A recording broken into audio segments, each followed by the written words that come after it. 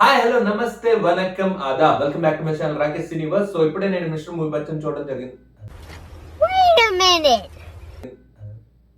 Mister Bachchan movie చూడడం జరిగింది. So దాని గురించి discuss చేయబోతున్నా.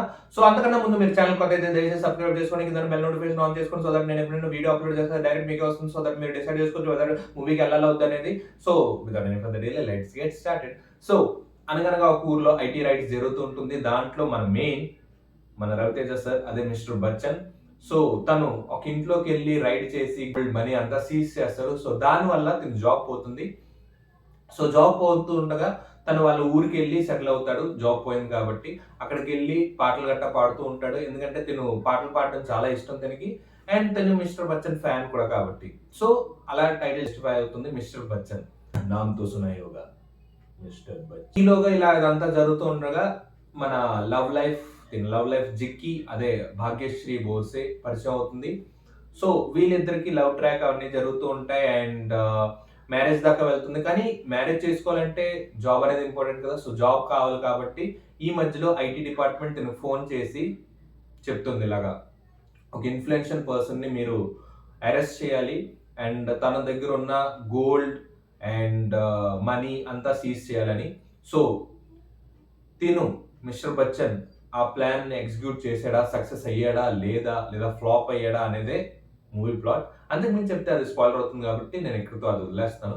Coming to acting, Raviteja sir and Bhagyashree Borse and Jagapath బాబు గారు అండ్ అదర్ క్యారెక్టర్స్ అందరూ చాలా బాగా చేశారు. అండ్ ఇందులో మన స్పెషల్ క్యామియో ఒకటి ఉంది. అది ఎవరంటే హలో మార్కస్ పెట్టారు ఇంత పెద్ద ముద్ద అతను ఉంటాడు. సో అదొక హింట్ అనమాట. మీరు ఆల్రెడీ మూవీ చూస్తుంటే మీకు తెలిసిపోయి ఉంటుంది, లేదా ఈ డైలాగ్ చాలా ఫేమస్ కాబట్టి మీకు తెలిసిపోయి ఉంటుంది. తను స్పెషల్ క్యామియో ఉంది మూవీలో. సో అది నేను చెప్పాలి అనుకోలేదు, కానీ అది ఫ్లోలా వచ్చింది.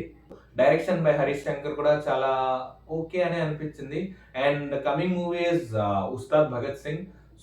సో మా ప్రేక్షకులందరికీ నడుస్తుంది డైలాగ్ ఒకటే మైండ్లో, అదేంటంటే మాకు నమ్మకం లేదు దొరా, ఏం అనుకోకు. నిజంగా నమ్మకం అయితే లేదు ఈ మూవీ చూసిన తర్వాత. ఎందుకంటే ఫస్ట్ హాఫ్ అంతా ఒక డీసెంట్ గా పోతుంది, కానీ సెకండ్ హాఫ్ అంటే లాగో అంత లాగ్ ఉంది. అంటే చుట్టూ తిరుగుతూనే ఉంటుంది అలా అలా అలా అలాగా. And coming to dialogue wise also కొన్ని డైలాగ్స్ బాగానే ఉన్నాయి అండ్ ఫన్నీగా ఉన్నాయి. అదేంటంటే ఒక డైలాగ్ వచ్చేసరికి పెళ్లికి ముందు ప్యాక్ ఆట, పెళ్ళి అయిన తర్వాత చదరంగం. సో అదొకటి. అండ్ వన్ మోర్ థింగ్, మన బచ్చన్ జిక్కిని అలా ఫాలో చేస్తూ అలా ఇరిటేట్ చేస్తూనే ఉంటాడు. ఇరిటేట్ కాదు, లైక్ ఫాలో చేస్తూ ఉంటాడు. సో అది తనకు నచ్చదు అండ్ డైరెక్ట్లీ చెప్తుంది అదేంటి నాకు ఇలాగా నచ్చట్లేదు, మీరు నువ్వు వెంటనే ఇలా ఫాలో అవ్వకండి అని. సో తను ఒకే ఒకటి ఎలా చెప్తారు, అదేంటంటే మన ప్రేమలో నిజాయితీ ఉంటే ఖచ్చితంగా నువ్వు నా లైఫ్లోకి వస్తావు అని.